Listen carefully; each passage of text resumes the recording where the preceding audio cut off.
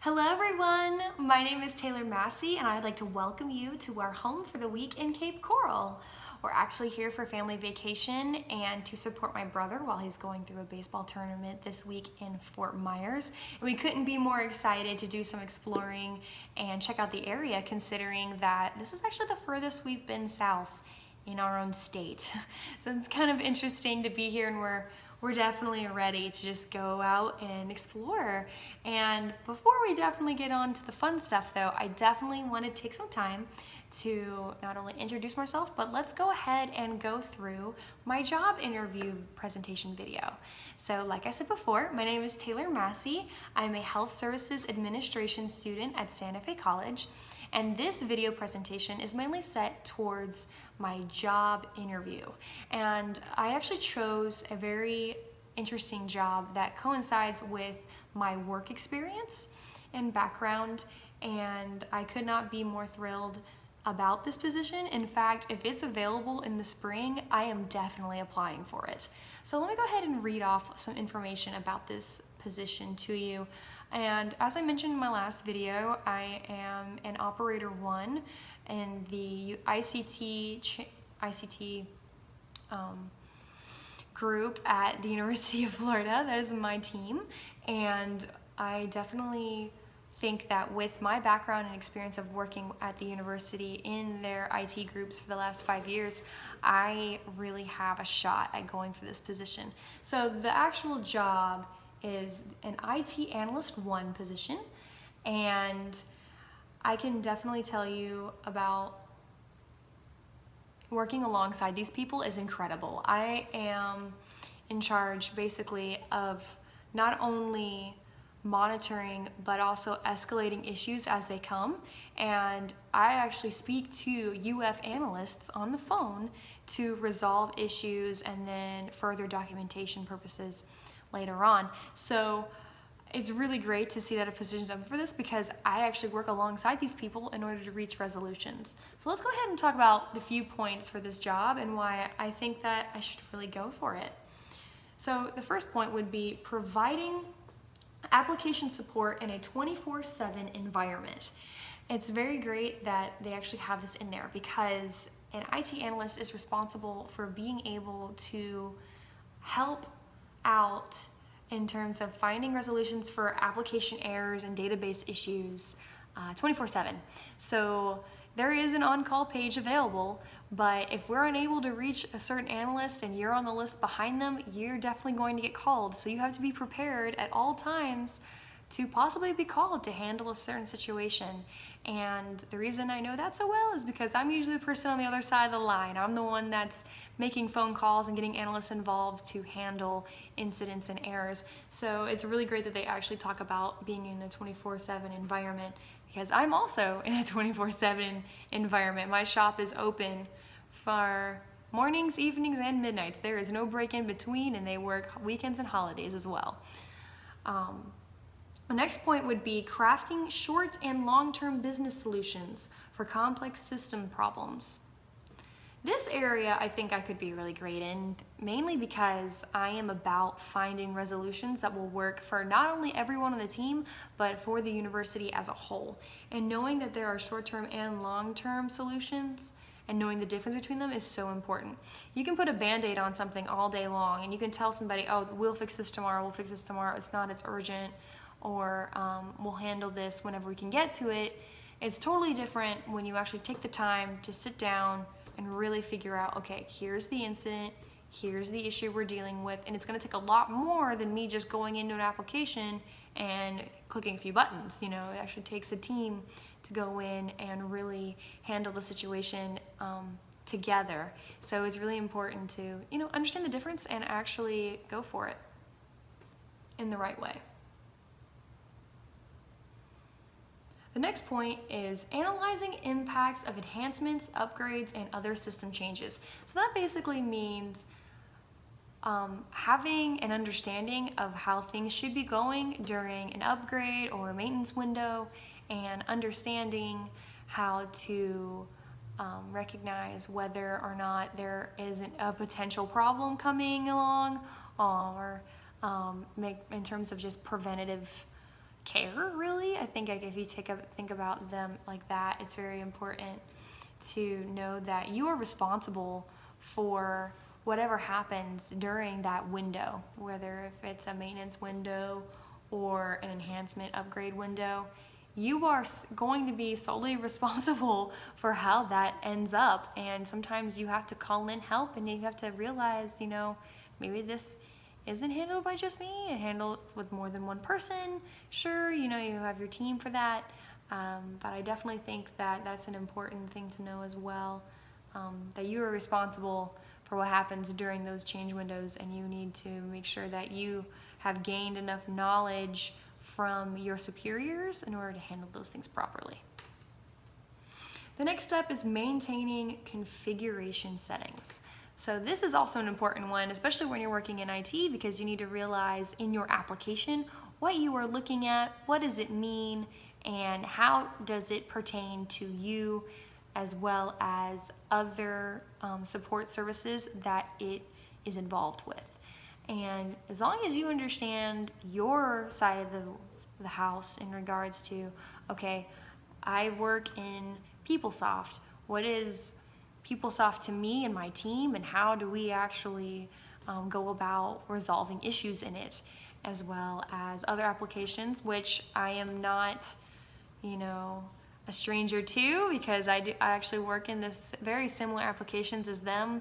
And in fact, when there are incidents going on, I'm the person who calls them, talks to them about it, and we're both looking at the same application. So it's really great to have, correct configuration settings and know at all times what you are responsible for. And that's basically the gist of that job description and what they are looking for, and why I think I should go for it. I think it'd be a great opportunity because I've been working in ICT operations for the last 5 years. It was actually ES operations beforehand, actually a part of enterprise systems.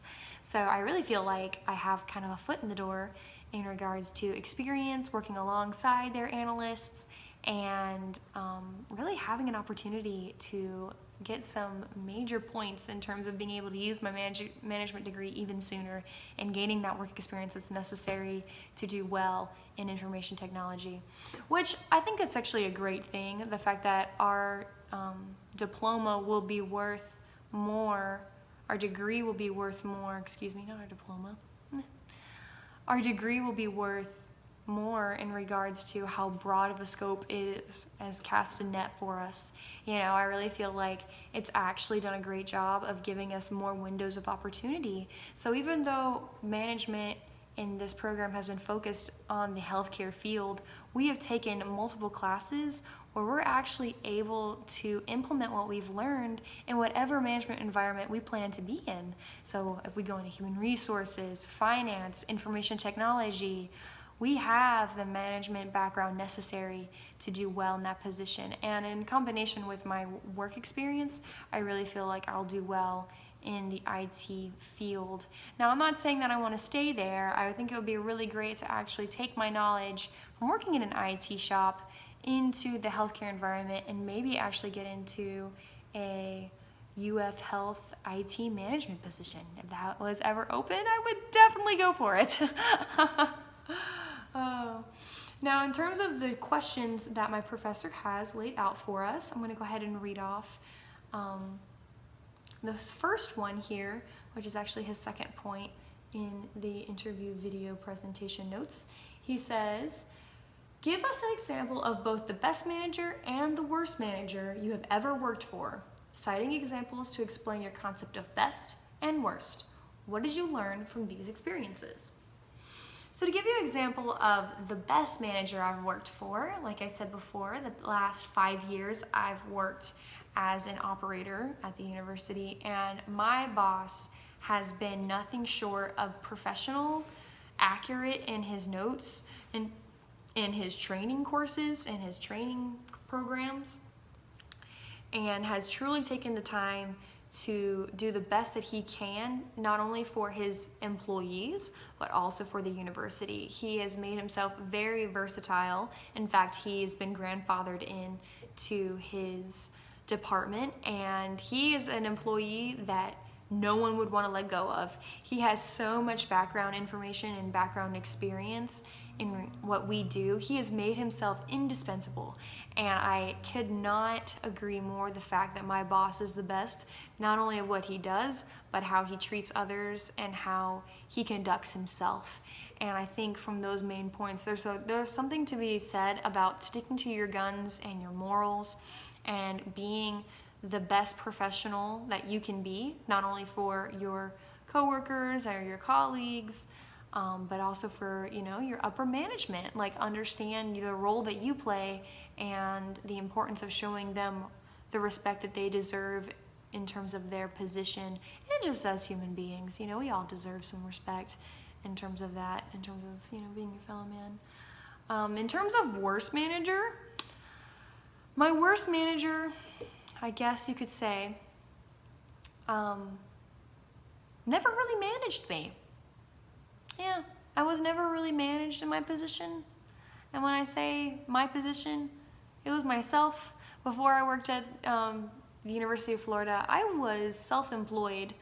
I was a trainer, fitness trainer, and I'm not saying that I'm the worst person, but I had no concept of being self-employed and the importance of having your schedules together and doing your best in every given situation. I was a tutor slash fitness trainer.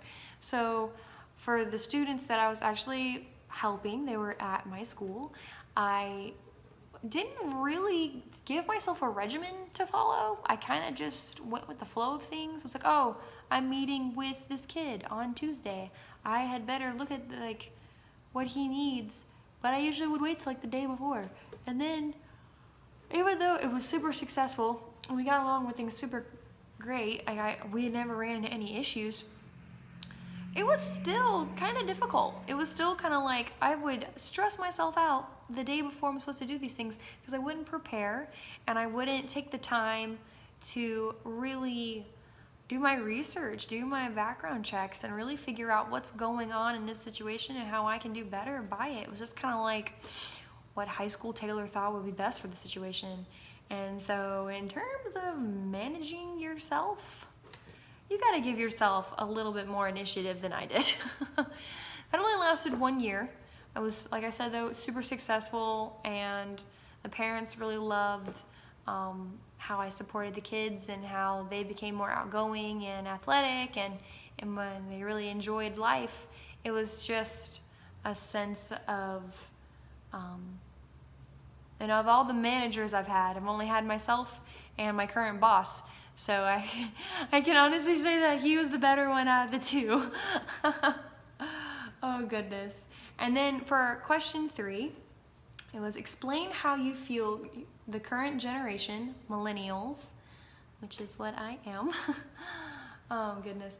Explain how you feel the current generation of workers need to be led in order to get their best efforts. So considering that this is roughly the age group between 18 and 30 years old, I really do believe that millennials have to be encouraged and rewarded for their work.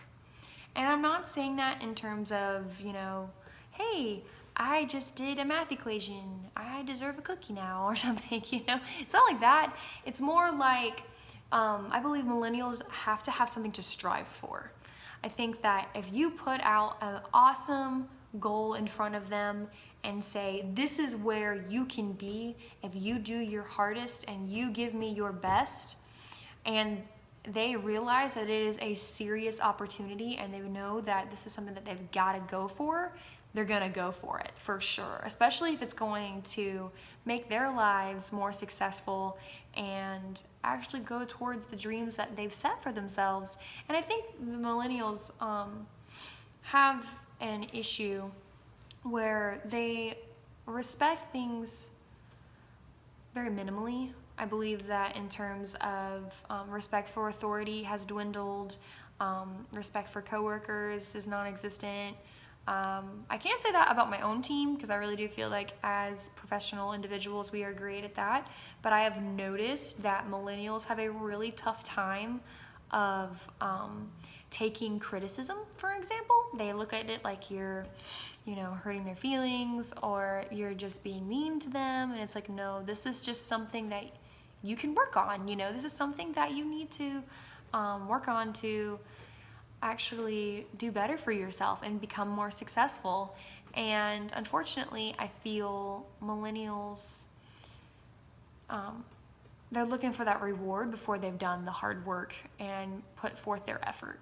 So I really do believe if you put something out in front of them, a tangible goal, or something that they can actually really see themselves achieving, and giving them the tools necessary to do that, and let them run with it, I really think that they'll surprise you. I really believe that there are plenty of motivated millennials out there, and then there are people that are out there that need a little push. And talking about myself, for example, I'm a millennial, but I also believe that my parents did an amazing job, also my high school that I went to, in terms of instilling in me a purpose to reach my objectives and the goals that I make for myself, as well as respecting authority and really handling things as professionally as possible. Between 18 and 30, we're not kids anymore, we're adults, and we need to be prepared to handle these situations, whatever situation comes our way, whether it's at work or at home or on the run with life, going through whatever you're going through. I think that, we have to maintain a sense of respect for others and realize that hard work really does pay off. And that would be my tidbit on that. Well, I know I've went a little bit over my time, but I appreciate you guys watching this video. And if you have any questions for me, feel free to, let me know, and I'll get back with you. And I hope you have a great rest of your day. Thanks again for watching this video.